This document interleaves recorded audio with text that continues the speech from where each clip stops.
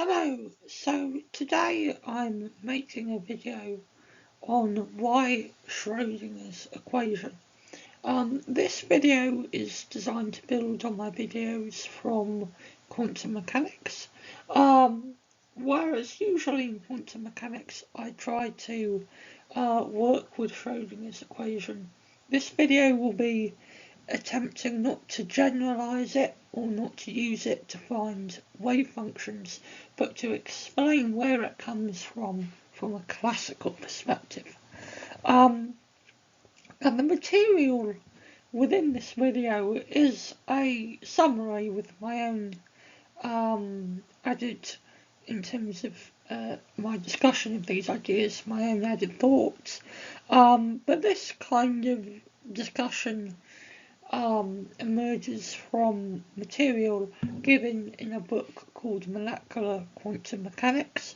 It's a book I would heavily recommend reading if you like quantum mechanics but want to see how it applies to chemistry, in terms of understanding things like orbitals, but more than that, understanding how electrons are shared between atoms and molecules, or how electron density can be distributed if we think about atoms and molecules having different electronegativity, leading to ionic properties of covalent bonds. So it's a really helpful book if you want to understand fundamentally how chemistry works, given that atoms and molecules are quantum mechanical objects, and that we can use classical ideas to discuss them. Really, they're working according to quantum mechanics, and so if we want to get a detailed understanding of them, we need to view them from a quantum mechanical perspective. So it's an incredibly good book if you're interested in fundamental chemistry. But anyway, it's worth saying that kind of the key ideas in this PowerPoint are taken from this book, and I'll mention again this book in the description below this video. But I thought that the ideas were very interesting and worth sharing, particularly because they present a way to derive Schrödinger's equation from a classical perspective. So firstly we have to ask what Schrödinger's equation does. Schrödinger's equation is designed to describe the mechanics, so the physical behaviour as well as the movement, if you like, of particles which have both wave-like and particle-like properties.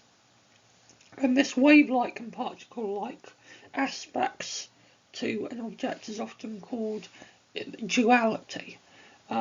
So quantum mechanics and Schrödinger's equation is interested in the duality of matter.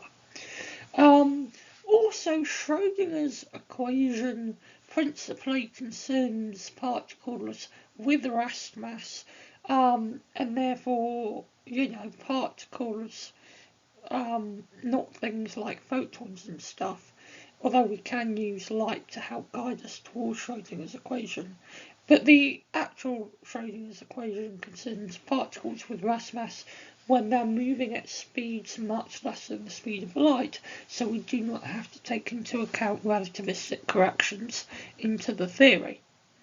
If you take into account relativistic corrections, you end up with relativistic quantum mechanics, and if you want to look at fully how to integrate relativity into quantum mechanics in terms of the core equations and formalisms, you get to something called quantum field theory, which I've done a few videos on and will hopefully do a few more on in the future. So if we're thinking about a way to get Schrödinger's equation classically, we want to use a classical analogy of some kind.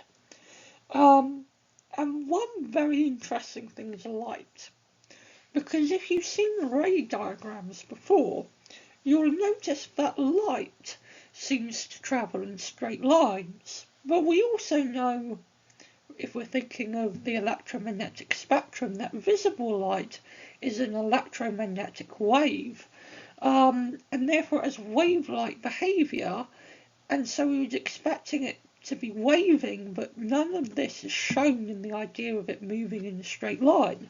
In fact, light moving in a straight line is much more similar to the way a particle would move in a straight line if there are any forces acting on it, than things like the motion of water waves. So we have light displaying in terms of its trajectory something much more similar to a particle than a wave, despite light being inherently a wave, an electromagnetic wave. And so if we're trying to understand how light can be doing both these things, then we're understanding, if you like, the particle-like nature of a wave-like object, but then we can flip that around and understand the wave-like nature of a particle-like object.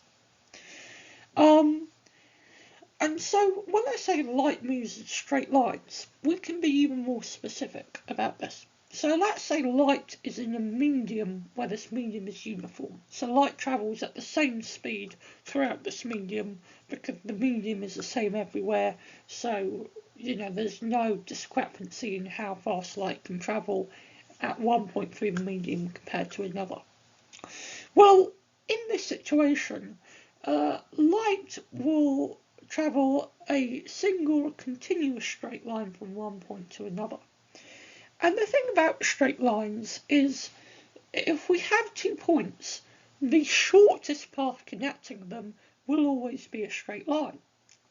So we can generalise this idea and say that light travels between 2 points along the path that requires the least time, i.e., if you like, the shortest path, as compared to other nearby paths.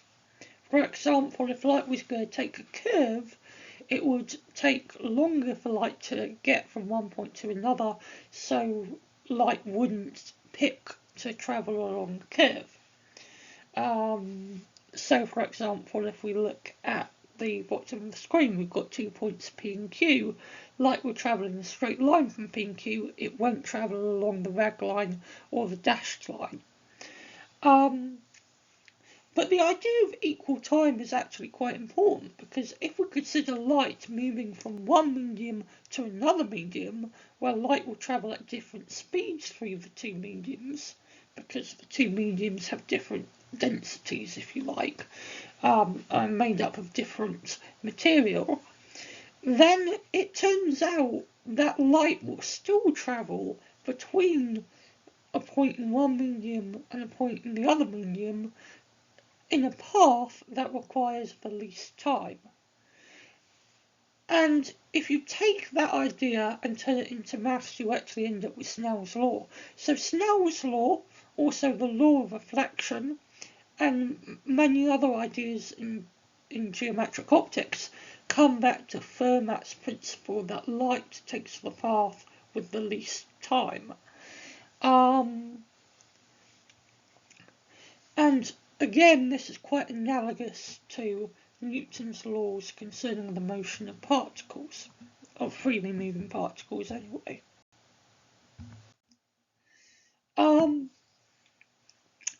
And we can build on the analogy, because we can ask, well, okay, what principle is behind Newton's law?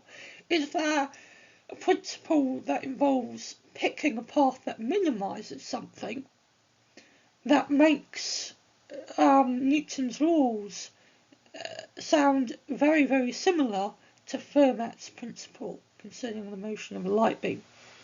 Well, if we look at Newton's laws, it turns out that we can reduce them into something called Hamilton's principle of least action. And Hamilton's principle of least action states that the trajectory a particle will take will be a trajectory that minimises a quantity called the action. And the action is the integral of a function called the Lagrangian with respect to time. And the Lagrangian depends on t, which is the kinetic energy of the particle, and also v, the potential energy of the particle. And essentially the path that a particle takes will seek to minimize the value of the action. And if you do variational calculus or functional analysis, you'll know how to work out an equation very explicitly for the value of L that minimizes the action, which will lead you to Euler-Lagrange equations, which is essentially Newton's laws if we take the Lagrangian to be the difference between the kinetic energy T and the potential energy V. So we can consider kind of this idea of Hamilton's principles of least action as like a particle-like analogy to Fermat's principle for the movement of light. In fact, we can think of Fermat's principle as almost an extension of Hamilton's principle of least action to wave-like behaviour in some senses.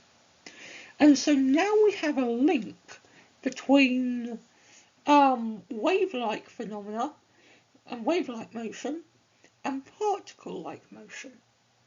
And it turns out you can derive Schrödinger's equation by linking those things together. Hello, so we've talked about the link between Hamilton's principle of least action and Fermat's principle concerning the motion of light. And so now what we want to do is we want to kind of link them together fairly formally mathematically.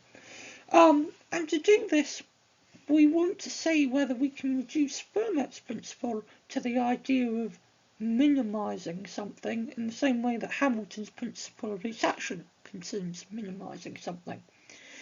And the thing that can be minimized to lead to Fermat's principle is something called the phase length. And the phase length is given the Greek symbol phi, and it's equal to 2 pi L over lambda, where lambda is the wavelength of light, and crucially L is the length of the path. So you can see that by minimizing L, the length of the path, we minimize the phase length.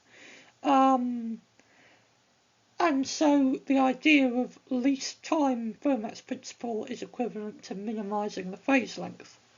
And the reason why we use phase length instead of L is because if we want to think of why Fermat's principle is true from a purely wave-like perspective, it turns out that if light was going to take a path which deviated from the minimum value of the phase length, it would introduce, by doing this we would get paths introduced which would deconstructively interfere with each other, thus cancelling them out, meaning the only path that would survive would be the path that minimises the phase length. So now we have two things which we can essentially think of as being directly related to each other and in a sense the same kind of idea. One is that a classical particle will try to minimize the action. The other is that light will attempt to minimize the phase length.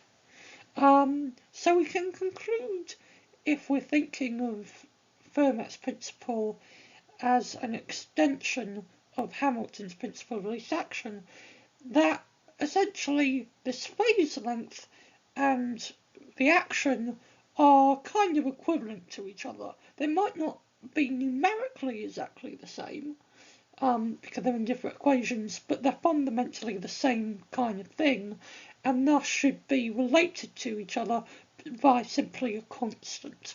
And we'll call this constant h bar. So we say that S is equal to h bar phi. At least we could argue that that is a reasonable thing to say. and h bar is a constant, and we pick h bar because it turns out also that h bar is a vital constant in quantum mechanics. And we can see its role here because it turns out that it's because Planck's reduced constant h bar is so small, it's because of this that classical objects seem to follow well-defined classical trajectories. For instance, a box moves in a clear trajectory. The reason being is that because h bar is so small, any deviations from the classical trajectory are very quickly, with even just slight deviations, result in deconstructive interference between such paths, meaning the only path we're left with is the classical trajectory. Again, very similar to Fermat's principle describing the motion of light.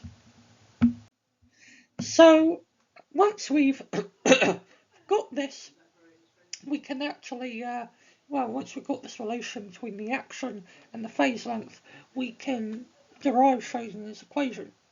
And for this, we note that given how we have related the action and the phase length from kind of classical ideas in classical wave theory. So from kind of stuff you'll do in the first year at uni, it's fairly clear that the, if you like, wave function of the light at point x1 and the wave function at x2, or if you like, the relative amplitudes of the light at these two positions, are related via this equation, where phi of x1 tells us, if you like, the wave function or the amplitude of the wave at point x1, and similarly for phi of x2. And we can also note from classical mechanics that the rate at which the action changes with respect to time will be equal to minus the total energy of the system, so minus E. And using these two equations, you can actually derive Schrödinger's equation. I won't do it here because I would encourage those of you who are interested to play around with the ideas for yourself, and also perhaps to pick up a copy of the book from which a lot of this material is based from the library. So it's a really good book. It's hopefully try getting camera view. So it's Molecular Quantum Mechanics, brilliant book. So I don't want to put all the details here because I want to encourage you to look at this book and also to explore deriving it for yourself, because it's always good to practice with these problems where you've got a equation you want to end up with and you have lots of other equations and then you need to piece them together to get to your final equation. It's, if you like, a fun puzzle, but it's also good practice in terms of physics. It's a very good way of improving at one's mathematical and analytical skills in physics by doing this kind of exercise. But anyway, I know this video has been fairly brief. That is because I made quite a long video on black holes not that long ago, so in terms of time restraints, I unfortunately can't make a very lengthy video, but also a lot of the ideas in terms of wave functions, imaginary numbers like I, and also the principle of least action, are ideas I have covered before on this channel. I would love to spend longer on this video going through them, but I also want to present some videos which are of a shorter length, so hopefully looking at these videos on this channel, one has lots of options of differently length videos to look through. But anyway, I hope this video has been helpful. I hope it's given you a new perspective on why light travels in straight lines and its connection to the wave-particle duality of matter. And I look forward to hopefully seeing you in another video soon.